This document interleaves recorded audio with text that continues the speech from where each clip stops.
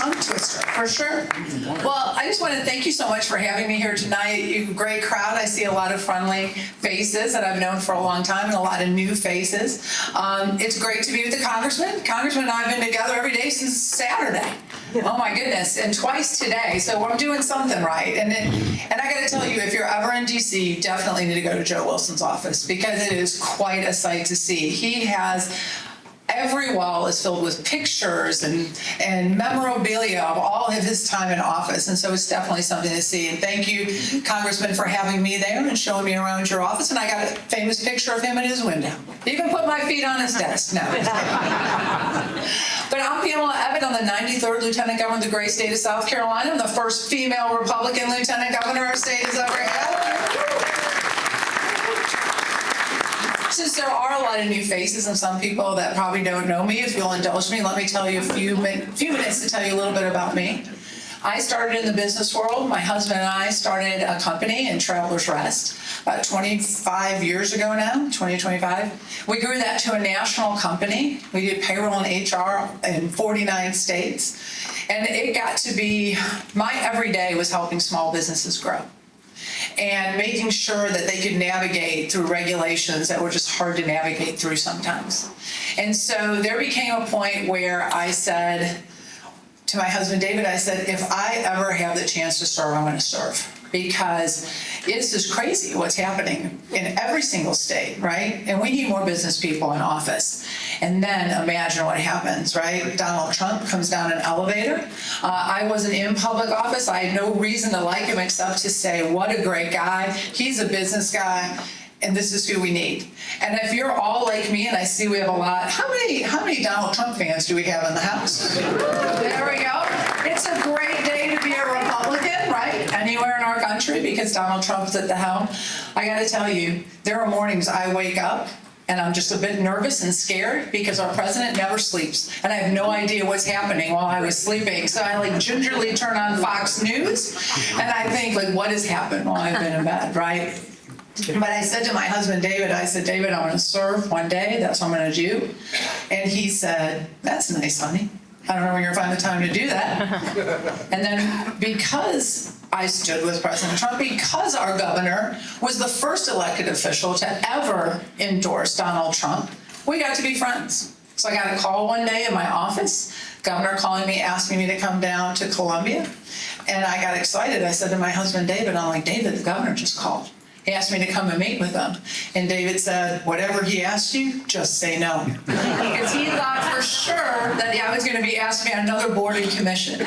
And we have 3 kids.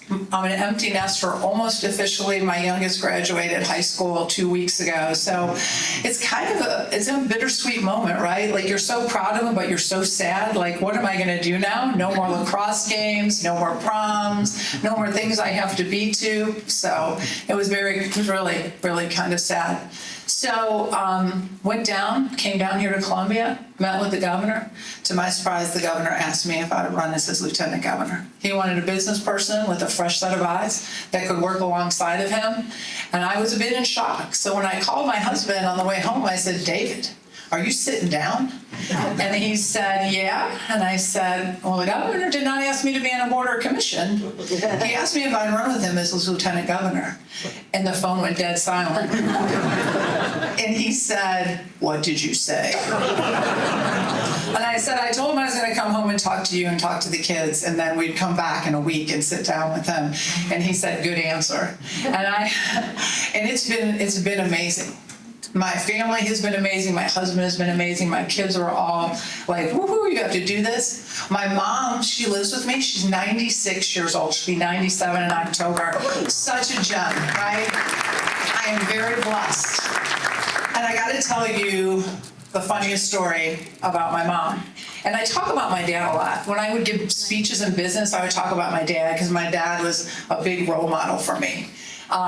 But so my mom likes it now. She has given me a great story to tell, especially in groups like this. So my mom, She's 96, like I told you, and she is super proud, right? She has arthritis in her knee, which she doesn't like, right? But she's 96. I'm like, Mom, you should be happy that's all we're dealing with. But she's super worried about falling. But she's very proud, so she won't wear the little button you push, right? If you fall and help me. So I said, Mom, we're going to do this. We're going to get you an Apple Watch. And so, of course, I have to go to my 18-year-old son to figure out how to do this. But he set up her Apple Watch that if she would fall, it would call me and my husband. And so we were at Russell Fry. How many think Russell Fry is doing a great job? I know we're not in his district, and you guys have a great congressman. He's doing a great job. And I was at a fundraiser for him in Horry County, and I just got done speaking. Now, if my mom called me right now, I would stop and take her call because she knows I'm always working, so she only calls me if it's something really important. So I see it's her, so I step outside, and I said, Mom, is everything okay? And she said, well, this watch is telling me that my heart rate is at 120 at rest. And I said, well, what are you doing? She goes, nothing. Now, my mom wakes up every morning, she has the same routine. She gets up, she makes her oatmeal, she makes a cup of coffee, she turns on Fox News. And she watches Fox News all day long, so that when I come home, and I won't get back home tonight until 10 o'clock after I leave here, she will tell me the rundown of everything that's happened today on every single show. So she says, I made myself something to eat, went in the sunroom, sat down, turned on the TV, and that message popped up. And she said, and I turned on Fox News, and the Democratic convention is on. I said, well, Mom, that's your problem. You can't be watching that stuff. I said, you're going to have to watch the Homework Channel for the next 6 days. That's what you're going to have to do. And she is clear as day. She said, those damn Democrats will try and kill a Republican voter any chance they get. I said, that's probably right, Mom. You got it. So I am super blessed to have my mom. So I have a great group of people at home that keep me grounded, keep me doing. Now, my husband thought, he said, government works slow. He said, hun, 6 months, you're going to want to come back to the business. And 4 months in, he said, oh my God, she's never coming home. But it's been great. I've so enjoyed being your lieutenant governor. Next to being a mom, it's probably one of the biggest blessings I've ever had. It's been great to travel around the state, to talk to businesses, to work with the legislators upstairs for all the things that are going on, the things that the governor and I'm the first lieutenant governor ever elected with a governor. So I made like the record books twice. That's kind of cool, right? So it was a whole new position when I came. How many people know what the lieutenant governor does? This is going to be humbling. Oh, good, we have 3 people. And that's only because Richard comes to see me in my office, so he knows what I do, right? So my job has changed a lot. Like lieutenant governors prior to me, they used to preside over the Senate. Now, I love our senators. They're a great group, but that's like herding cats. And I think I like my job better because what I get to do is I get to work with businesses every day. I get to sit down with businesses, I get to find out what they're doing well, what we're doing well, and what they want us to improve on. And I tell people all the time, I'm probably not the sole person that can fix your problem, but I can get you to somebody who can. And so it's great to travel around and see the amazing things that we do here in South Carolina. And I get to talk with parents. And it was because of that touring around. So my dad used to have a great saying. See, I always go back to my dad. My dad had a great saying, you have 2 ears and 1 mouth for a reason. You should listen twice as much as you speak. So the first year I became lieutenant governor, I traveled all around the state because I just wanted to talk to people. And you know what I heard from business? I heard from business that we were turning out great kids as far as education-wise, but none of them had soft skills. They didn't know how to talk to each other, and they didn't know how to talk to customers, and heaven forbid, they didn't know how to show up to work on time. So they would say to me, Lieutenant Governor, can you teach soft skills in the classroom? Can we get that done? And then parents would talk to me, and they'd say, Lieutenant Governor, we need to teach fiscal responsibility in the classroom. Can't we do that? And I thought, dear Lord, how long do you want us to keep your kids in school, right? So then I ended up, I'm in the car a lot, traveling around, so I read a lot, and I listen to a lot of podcasts. And I read a great article that talked about how youth employment is the lowest it's ever been in our nation's history. And so I went home and I talked to David, and I was like, you know, David, I said, so many of these problems could just be solved if we got our kids working again, right? Because it was in that first job, and let me tell you, my first job was Dairy Queen, right? I made a whopping $2.10 an hour because it was seasonal. So you didn't even have to pay minimum wage back then. I didn't want you to think I was that old that $2.10 was minimum wage. So I just had to like sneak that in there, right? I'm that old. And so you're that old. I'm that old. Poor Mark. Mark is that old. $2.12 an hour, I think. Oh, I see, you were more than me. Look at that over there. $1.60. So, but what it did is it taught me that I had to work with people. It taught me that the world wasn't so scary, right? And it taught me how to get into work on time. You know what else it taught me? It taught me that because I made $2.10 an hour, it wasn't easy math. I couldn't times that by the number of hours I worked, because you know why? Because that wasn't your net check. And that's what kids had to really understand. And so it was pretty funny. I talk about my kids a lot too. They don't like that. So if you ever meet my kids, tell them I've talked about them. Act like you know them already. So I went home and, well, first I went to the governor. I said, Governor, I think we need to start a youth workforce initiative, and I want to be part of that. I want to head that up. Because see, the governor was lobbying for our WIN scholarship. I'm going to tell you a really daunting statistic. And I'm an accountant, by the way, so I go back to data. I think data, you can never go wrong with data. So when I first got into office, I was told that only 41% of South Carolinians had secondary degrees or certifications. Only 41%. Where we were going with growth and advanced technology and all the other things that we were doing, we needed to be up around 82%. So when the governor heard the same statistic, he went to the General Assembly and he said, you know what we have to do? We have to figure out where are the jobs that need the most filling, right? And we knew it. It was our medical community, it was over-the-road truck drivers, it was welders, it was all of our trades. It was nursing. And so he said, we should create money through our technical college system. And let me tell you, by the way, we have the best technical college system in the world, hands down. I was in Germany a few years ago, and I was so excited to see what their technical college system was about. So I can tell you firsthand, what we're doing here, just with mechatronics, we're doing mathematics and robotics. They're still doing mathematics and electronics. So that's why I can tell you that we have the best technical college system in the world. But through our technical college system, we're going to help create and fill the gaps in the workforce where we needed it.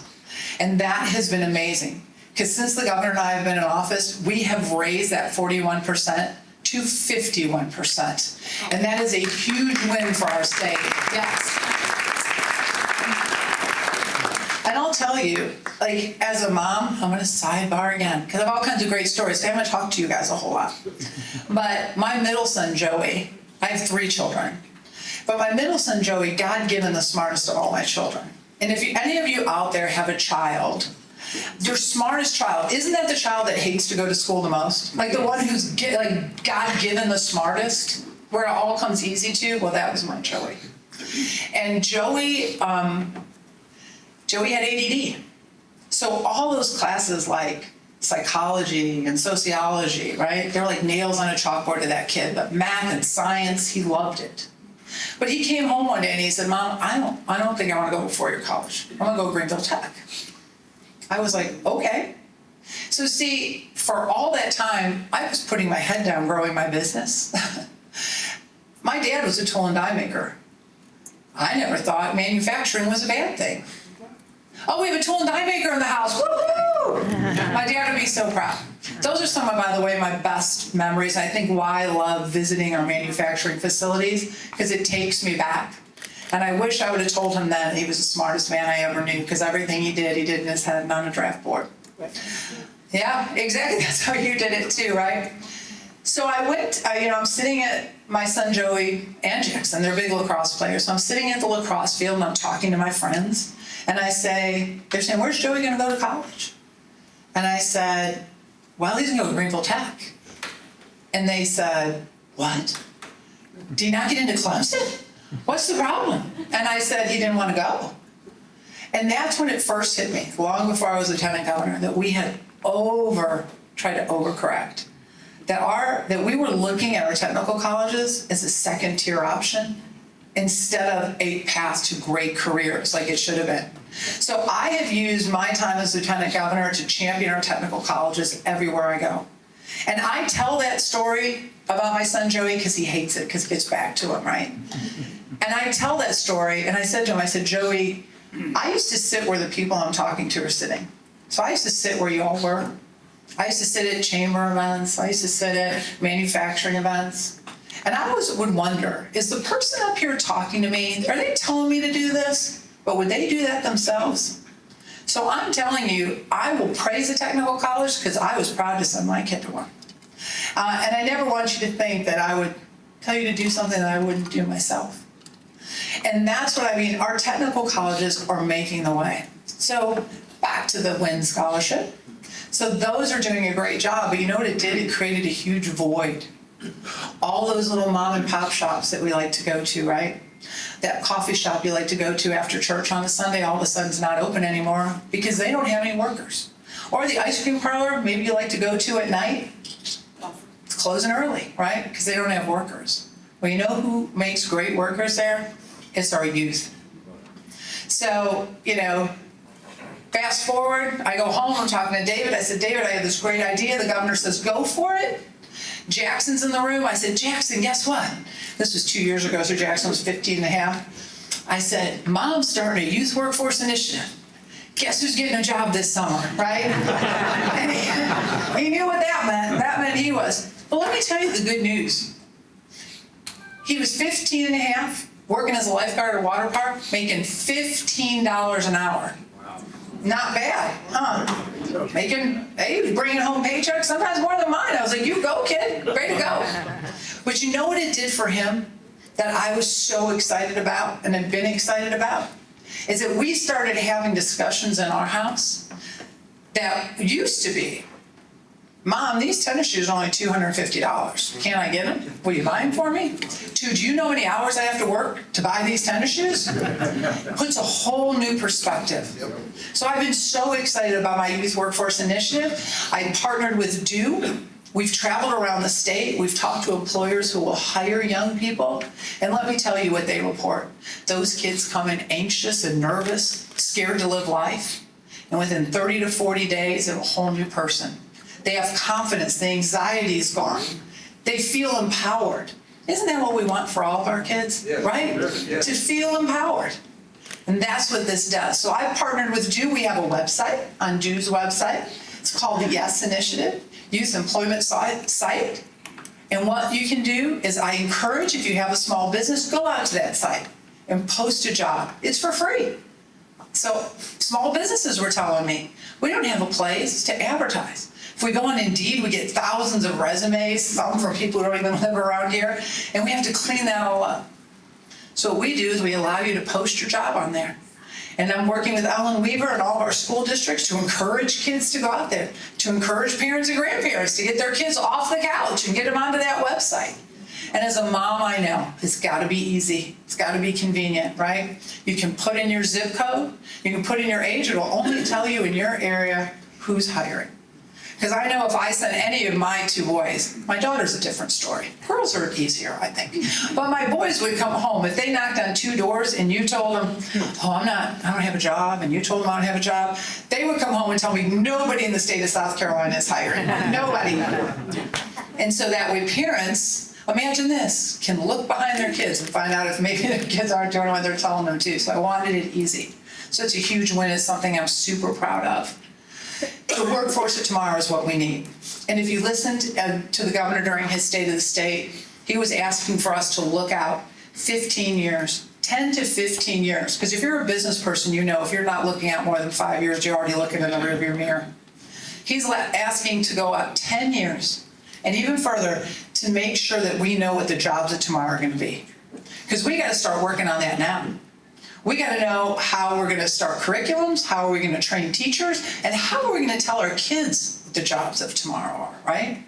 So very excited about that. We had a great legislative season, lots of things we had to tackle. A year ago, I was told tort reform would never even be talked about in the State House, but it was. It was. It passed. We passed a bill. Is it exactly where I wanted it to be? No. But I was so encouraged When we had our ceremonial bill signing on that bill, everybody, business, House, Senate, said this was just the beginning. That they knew there was more work that needed to be done, so I'm encouraged that that work will continue next year. And it was great to see business come out. You'll hear me go back to business a lot because that's where I feel at home, right? Business people came out from all over the state. The governor and I had a press conference where the governor said to the General Assembly, you can do this. You can help business while keeping the people of South Carolina safe. Just do it. And we had loggers, we had restaurant owners, we had trucking, we had manufacturing. They came out, I've never seen. The only time I've seen the Capitol that full on all three levels is when President Trump came to South Carolina in January of 23. And it was packed. And that's why businesses got involved and they were heard. So that was a good thing that happened this year. Also, energy.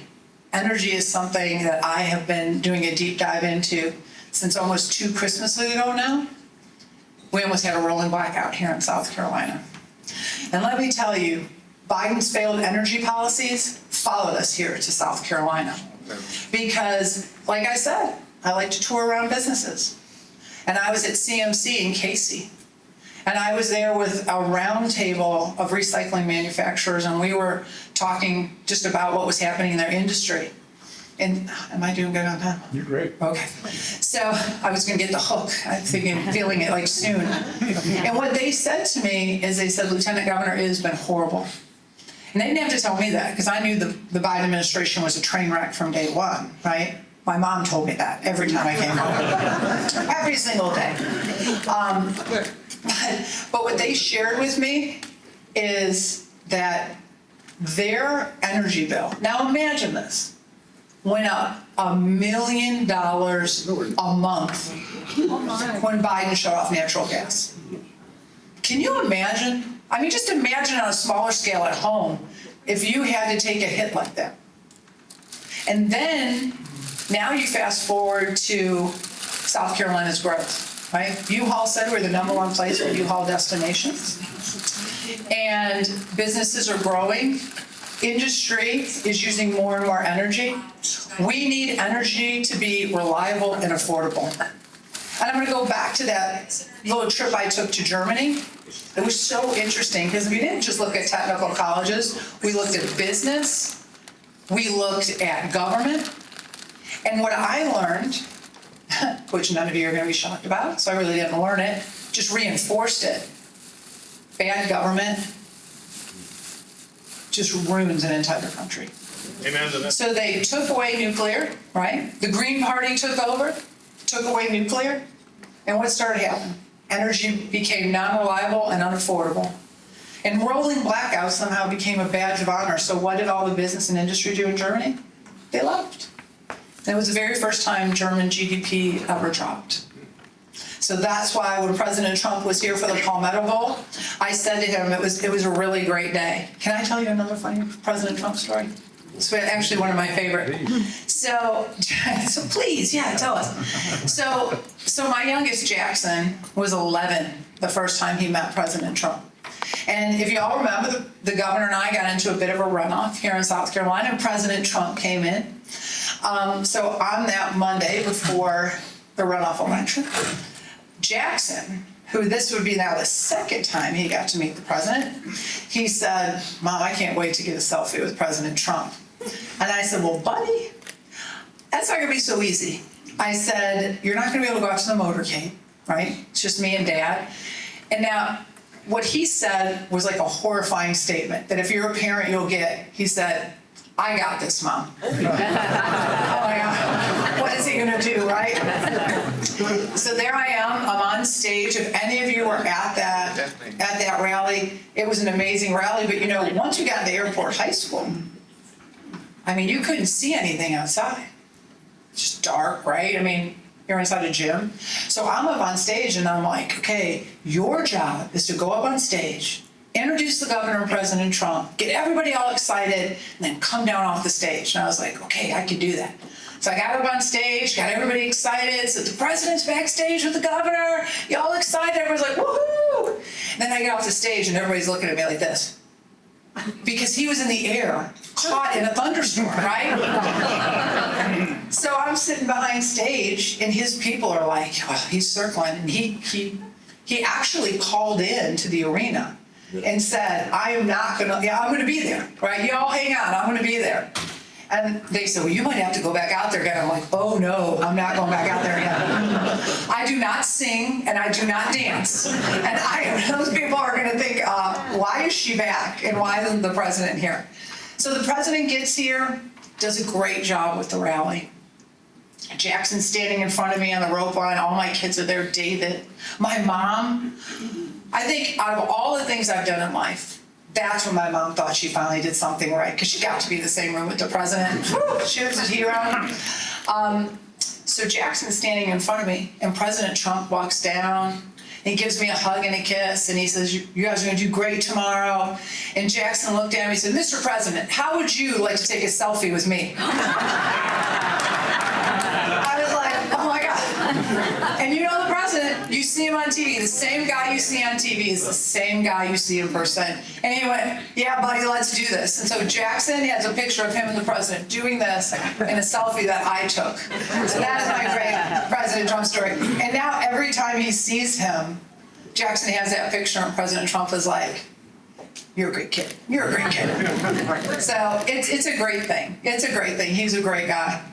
So now I forgot what I was talking about. I got sidetracked on my President Trump story, and then what was I talking about? Energy. That's right. Energy. So I said to the president when he was at the Palmetto Bowl, I said, President Trump, I talk to your supporters all the time, all around our state. And they always say, well, what do you think the president wants to do on day one? What do you think the president wants to do on day two? I said, President, tell me what you want to do on day one. Tell me what you want to do on day two, so I can tell them. He said, well, on day one, I'm going to close my northern and southern borders. Are we hearing applause for that? Absolutely. And with President Trump, it's promises made, promises kept. And that's exactly what he did. He closed our southern border. And what he did is he stopped human trafficking, and he stopped the flow in of fentanyl, because he knew that that was killing Americans at record pace, right? And then he said, Lieutenant Governor, what do you think about deportation? And that was a new thing. That was before it became a big thing. I said, Mr. President, I don't think you have a choice, because we don't know who's in our country. We don't know why they're in our country. And what are we going to do with them? And he said, yeah, that's what I think. And he said, and the next thing I want to do is I'm going to drill, baby, drill. And isn't that what he did? And I told him about how the horrible Biden policies affected businesses right here in South Carolina. And so energy becomes important, because we almost had a rolling blackout here in our state. And like, no pun intended, it was a dark day. Well, first of it was Christmas, so everybody had every light on, right? It was cold, it was cloudy, there was no solar being kicked in on the grid. And energy use was at its peak because it was cold, so everybody had their furnaces on. And it was only by the grace of God, with a razor-thin margin, that we got through that without doing it. So that's when the governor said, we got to really put a big focus on energy. And this year we passed an energy bill, because the first thing we need to do is we need to get rid of regulations, and that's what President Trump is doing. President Trump in his first term said, if we put in one regulation, we're going to take away 2. In his second term, he said, if we put in 1 regulation, we're going to take away 10. What I think we should do here in South Carolina is we should sunset all of our regulations, and if they need to be there, then we should re-vote on them and see if they're still relevant, right? Exactly. And that's why I think, so I'm an accountant by trade. And I used to just call this efficiency. And I'm a CEO or a president of a company. Well, I was. I have a new hat now. But I always just looked at it and called it efficiency. Because every year that David and I had a really good year, we didn't just sit on our laurels and say, wow, it's a great year. We're not going to change a thing. We always said, what can we do better? How can we save money? How can we get more efficient? How can we leverage technology, right? Now we call that Doge, right? How many of you like Doge? How many like that? I do too. My husband, if he was here, he would say, stop clapping, she can make a penny cry. Do not encourage her. Do not encourage her. But I was so honored to be invited to the White House just about a month and a half ago. I don't know, my time goes all together. But it was great. I got to sit down and meet with Doge to find out what they did. What did they see? How did they find it? What did they tap first? What did they look at? It was great. It was eye-opening. And it's something I think we don't just need at federal government. We need the state government, and we need it at local government. We need it everywhere. And so, very happy about that. Working here in South Carolina to see what we can do. Because, how many of you think you want to be living in a zero state income tax state? Woo. You think you like that idea? I do too. I've been talking about it with the governor for an awfully long time. But what we need to do is we need to be able to walk and chew gum at the same time, right? So if we want to get to that, then we got to make sure we're running government efficiently. We need to leverage technology. We need to leverage AI. Our state is growing. We're never going to be able to hire as many people to do all the jobs that need to be done and outpace our growth. So let's start getting efficient. Let's start doing what they're doing at the federal level. President Trump is doing a really great job. And when it came to energy, it was interesting because the vice president and Secretary Zeldin were here. They were at Nucor and I was with them. And I said, you like Nucor? Yeah, there you go. So, yeah, exactly. So I said to the secretary, in true, Trump New Golden Age form, I said, we're about to pass this big, beautiful energy bill. Tell me what we're going to do at the federal level. And he said, President Trump has given me 10 weeks to cut regulations. Because you see, we can generate as much power as we need to be, but if we can't transmit it anywhere because of all the regulations that are on the books, it's a sad day for all of us. So this is the time to do it. This is the time to unleash energy. It's in our national security interest to do that. So I've talked a ton. I haven't gotten to all the things that I am happy that we did that this year. I know we have Moms for Liberty here. Thank you so much for what you all do. Keeping our kids safe should be all our number one priority. And my mom would say, here I go, talking about my mom again. But my mom would just say, I can't imagine, when I go home and I tell her, we just signed a bill so that you can't use the image or likeness of a child in pornography. My mom goes, who would have ever thought we would have to do that, right? Who would have ever thought we would have to pass a bill so parents couldn't mutilate their children, right? Who would have thought? She has such a long runway of life that she looks back and just says, what if things come to? But we're doing that here in South Carolina, and thank God we are. And Representative Guffey has really opened my eyes to a lot of things. And I don't know if you all know Representative Guffey or not, but he has been a true champion for bringing these kind of things. And it always helps when you have somebody that's passionate about a subject. For those of you who don't know Representative Guffey, his son committed suicide because of something called sextortion on the internet. And I can't even imagine. I didn't even know what that was, right? Until he explained it. And then the General Assembly came together and said, we can never let this happen in our state again. So we're going to make big penalties, and we're going to educate parents. And we're going to do all we can to make sure we don't lose any more of the most precious resource that God gives us, and that's our young people. So I could go on, and I could continue on into education because I'm a huge champion of school choice. I think we should have full and universal school choice across our state. I think it's not only parents' obligation, but their right to be able to direct the education of their children. David and I were blessed that we could make those choices, but not every parent gets to do that. And I'm telling you, anybody that tells you that we're using your kids as a guinea pig when doing that, every state that has had the highest jumps in educational outcome have done it through school choice. And I'm telling you, my friend Jeanette Nunez, who is Lieutenant Governor, she's now the president of FIU in Florida, told me that the first time that her and the governor ran down there, you may remember that was a very close race. She said that the data showed that the reason they won is because single moms that were worried they were going to lose their vouchering system that they had cross party lines and register to vote because they were not going to let that happen because moms will walk over fire for their kids. So thank you to Moms for Liberty for all you do. So I know I was super long-winded and I have a few minutes. So does anybody have a question for me? It could be something we're doing good. It could be something you see you want to change. Or you can ask about one of my kids or my mom. I'd be happy to tell you about anything. Sure. In Mississippi, they've always been listed last in education. They have come up with a exam, I guess, to qualify fourth graders, that if they're not reading up to efficiency, they got to stay there until they can advance. Yeah. And so turn around in education to them. I'm wondering if that's something like that we should maybe have an opportunity to look at, because you can't keep advancing kids. You're absolutely right.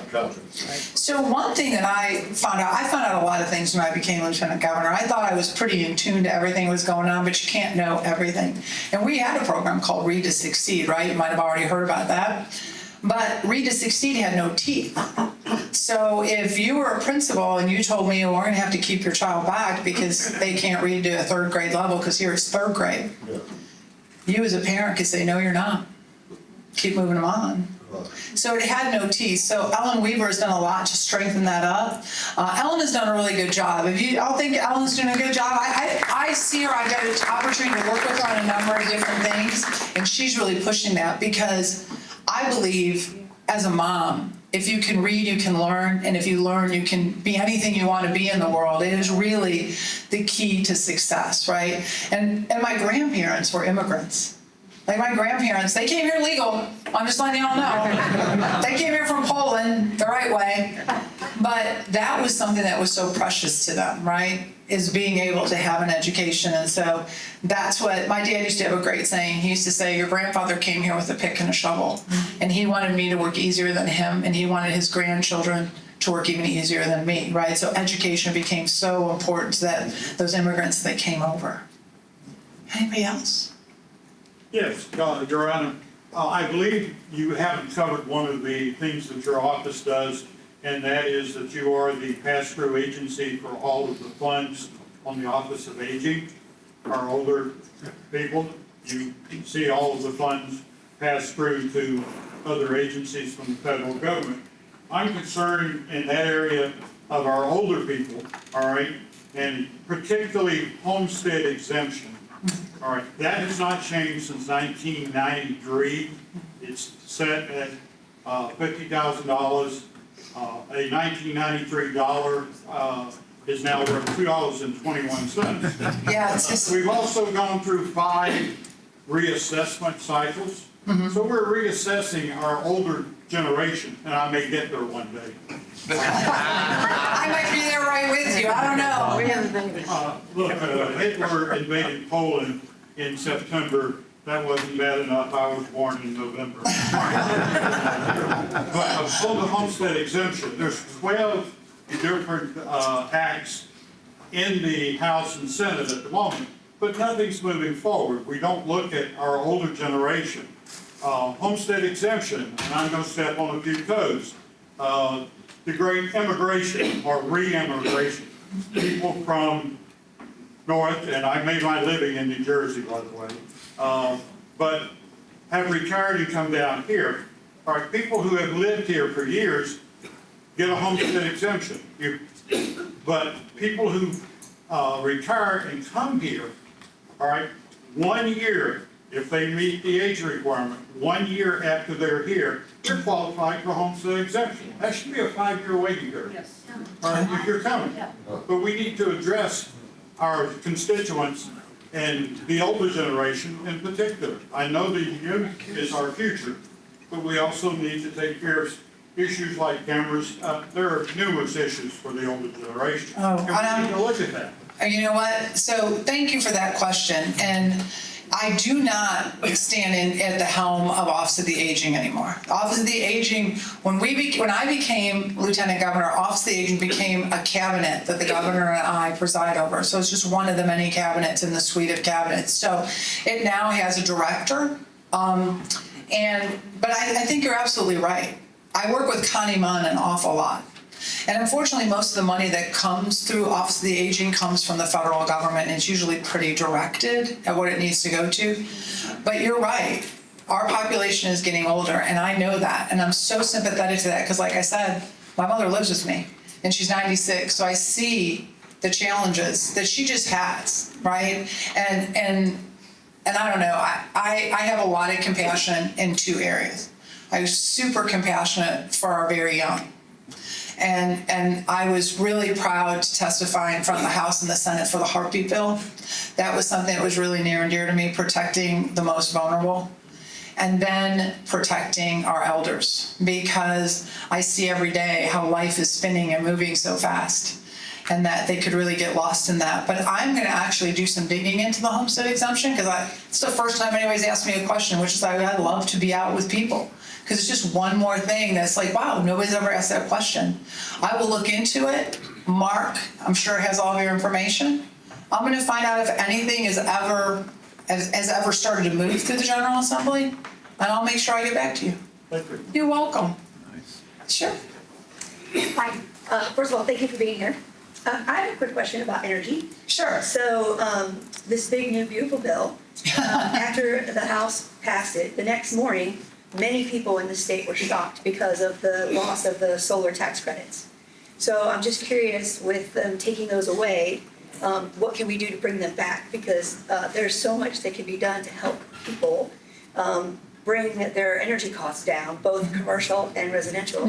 And taking those tax credits away is a huge disappointment. So, I always say this about any one bill, right? Right. There's gonna be great things in it, there's gonna be things you don't like. But the good thing about the fact that you have a great delegation is you need to reach out to them. Because I've become friends with so many people in the House and the Senate, and I will tell you, I have never heard them complain about hearing from their constituents. And I think that becomes key, right? Is the squeaky wheel gets the grease, remember that old adage? It really is true. They kind of hear whatever they're hearing, and what you said makes a lot of sense, right? So reach out to your legislators, make sure that they know firsthand what's important to you. And the good thing is, we just ended one season, but we're gonna blink, and January's gonna be back, and they're gonna be out there working on the next set of things they're gonna be doing. So make sure that you get your stuff into them. So I think I'm gonna get a hook, because I need to leave you to your message, and I need to go and get home and make sure that everybody's doing what they're supposed to be doing in my house. So I just wanna say what an honor it is to be your lieutenant governor. And I really enjoy serving the people of South Carolina. My door is always open. It's not a cliche. I truly want to hear from the people. Reach out to me. I'm not hard to find. I'm really just an email away. If there's everything that I can do, Mark knows how to get me. If there's a question I can find an answer out to, I will definitely do that for you. May God bless the Republican Party. Thank you, because it's putting our country back where it needs to be. Let's all stay together. 26 is going to be a big year. We need to win those midterms. So I say to all of us, is you guys are the backbone of what we do. To every elected official, you're the people that get out there, you talk, you knock on doors, you tell your friends what's going on. 26 is going to be a big year. We need to deliver bigger numbers in the House. Congressman Wilson needs some help up there. We need to make sure we keep the Senate. Let's get a couple more people voting that way. But thank you all for what you do, because you really are the backbone of our party. God bless this great state. God bless our great nation. And may God always bless President Trump, because we know the forces are working against him. Thank you all so much.